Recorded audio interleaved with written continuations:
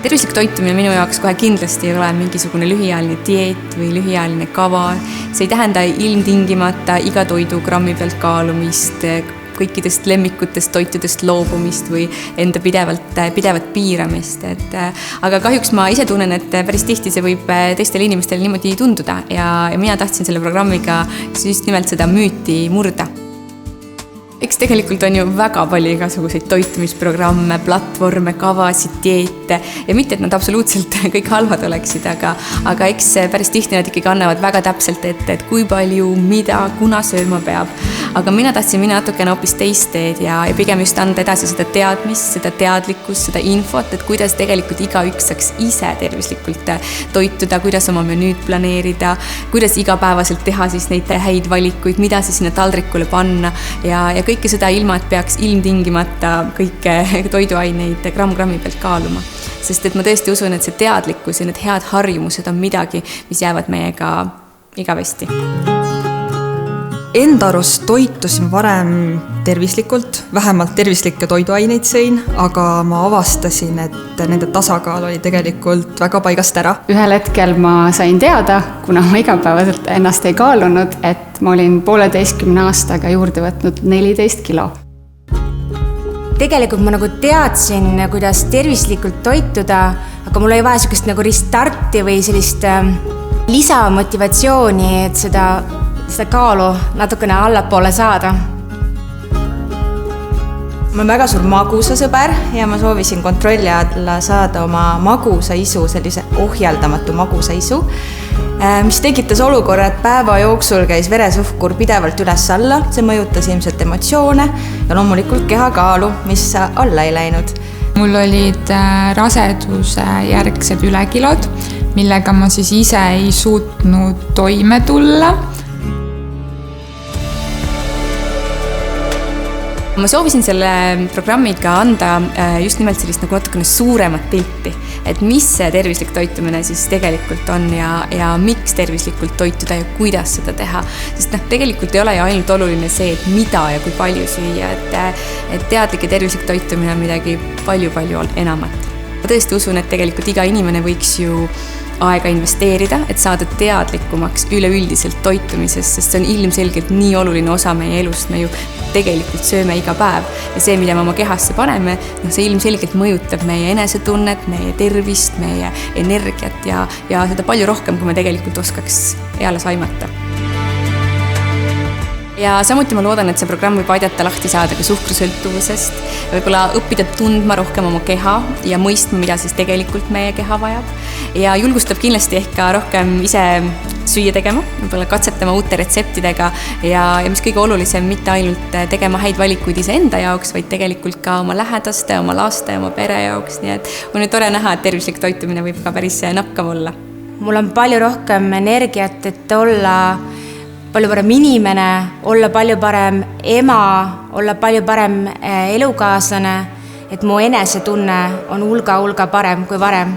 Hea uni, energia ehk siis elu vundament on saanud minu igapäevaseks osaks ja see annab selle sära ja energia, mida võib-olla varasemalt ei olnud. Meie kodus ei ole enam valget suhkrut, see on asendatud tervislikema valikutega. Meie kodus ei ole enam kiireid süsivesikuid, vaid need on tervislikud suupisted, mida me sööme nii lapsed kui mina mehega. Me tarbime vett, meil on pidevalt kodus veeklaasid kõigile nähtaval kohal. Me sööme tõesti palju puu- ja juurvilju, värsket. Lisaks on siis kogu selle hea toitumise järel olukord, kus energiat on nii palju, kaal on kadunud 7 kilogrammi. Lisaks iga päev 12 000 sammu, aktiivne treening ja see kõik teeb nii suure energiataseme ja nii suure positiivse laengu, et kõrvalt kõik küsivad, et millega sa tegeled, et see on nii hea välja need. Kindlasti minu kõige enda lemmikum osa kogu sellest programmist on just need inimesed, kes tegelikult seal osalevad. Et eks nemad ju ka ikkagi motiveerivad üksteist, toetavad üksteist ja see energia, see grupivaim on alati väga-väga äge. Mul oli kogu aeg tunne, et Elis tegeleb minuga personaalselt. Kuigi tegelikult meil oli mitmekümne inimeseline grupp, siis Elis Kokk küsis, kuidas sul läheb, kas ma saan kuidagi aidata ja seesama grupp, mida ma mainisin, töötas meeletult hea tugigrupina.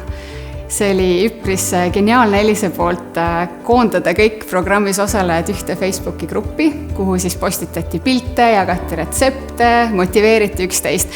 Ja kui vahepeal oli tunne, et laiskus tuleb peale, siis sa nägid teiste pilte ja mida nad täna hommikuks kokanud on, siis lõi uue motivatsiooni sisse, et ma ei saa neist ju kehvem olla. Ma olen selle üles ehitanud selliselt, et me igal nädalal siis saame Zoomis kokku ja räägime siis erinevatel toitumisalastel teemadel, sest et eks see hea ja kasulik info on kindlasti väga oluline osa sellest programmist. Ja ma ise olen ka palju mõelnud, et tegelikult kui ikkagi me ei tea päriselt, et kuidas siis tervislikult toituda, miks seda teha, mida siis missuguses vahekorras need taldrikule panna, siis kuidas me tegelikult üldse tervislikult toituda saame. Elis väga palju pingutab meiega, ta on alati olemas meie jaoks, alati sai küsida tema käest küsimusi ja päris kiirelt sai talt alati vastused ka. Eks ma vahest ikka mõtlen, et tegelikult on ju päris tore, et ma sellise võib-olla veidi teistmoodi programmi lõin, et see tõesti tundub veidikene minu jaoks ka natukene erinev teistest ja kokkuvõttes aitab minul ka kuidagi täita seda eesmärki, mille ma endale siis püstitasin, kui ma päris toitumisnõustajana alles alustasin, et just nimelt aidata luua need elukestvad tervislikud toitumisharjumused, mis tegelikult jääksid meiega igavesti ja mis aitaksid eemale hoida kõikidest nendest lühiajalistest lahendustest ja dieetidest ja mis tõesti kannaksid meid läbi elu.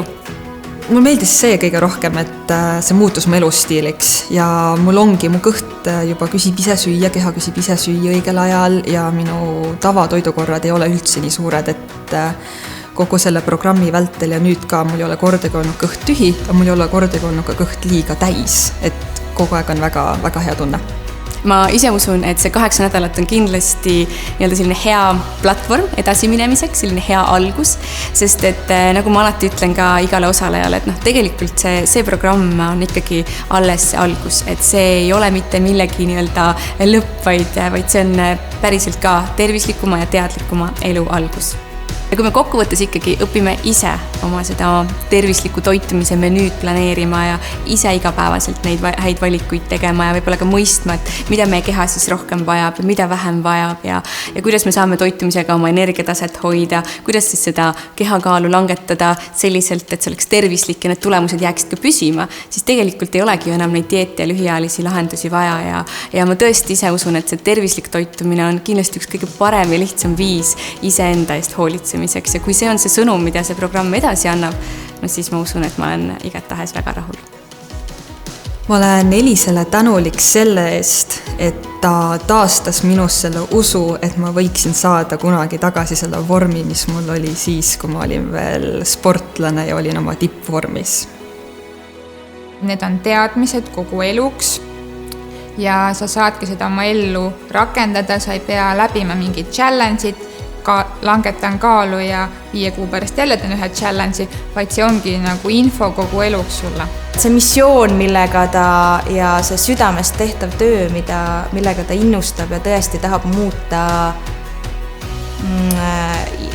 inimeste teadlikkust toitumisest ja kuivõrd palju see annab mõju su kehale ja millise energiatasemega on võimalik olla, siis ma tõesti tänan teda südames selle eest, et ta on võtnud selle oma missiooniks ja südameasjaks ja propageerib seda ja teeb seda niivõrd professionaalselt ja niivõrd nagu südamega.